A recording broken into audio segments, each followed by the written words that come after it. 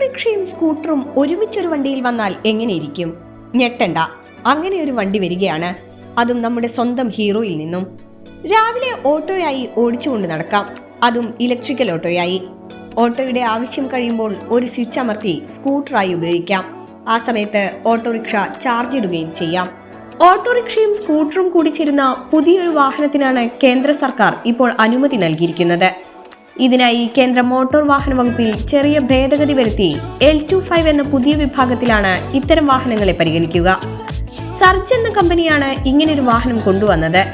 ഒരു രൂപത്തിൽ നിന്ന് മറ്റൊന്നിലേക്ക് മാറാൻ ഇതിന് വെറും 3 മിനിറ്റ് മാത്രം മതി.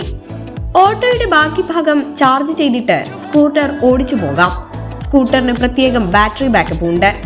തിരികെ വെച്ചമർത്തിയാൽ വീണ്ടും ഓട്ടോയായി. പാസഞ്ചർ പിക്കപ്പ് അടക്കം 4 മോഡലുകൾ ഇതിനുണ്ട്. ഓട്ടോയ്ക്കും സ്കൂട്ടറിനും ഒരേ രജിസ്ട്രേഷൻ നമ്പറാകും ഉണ്ടാവുക. സ്കൂട്ടറിന് 60 കിലോമീറ്റർ വരെയാകും പരമാവധി വേഗത. ഓട്ടോയാണ് ഓടുന്നതെങ്കിൽ ഇത് 45 കിലോമീറ്റർ വരെ ഉണ്ടാകും. ഇതിന്റെ വില എത്രയെന്ന് ഇതുവരെ പുറത്തു വന്നിട്ടില്ല.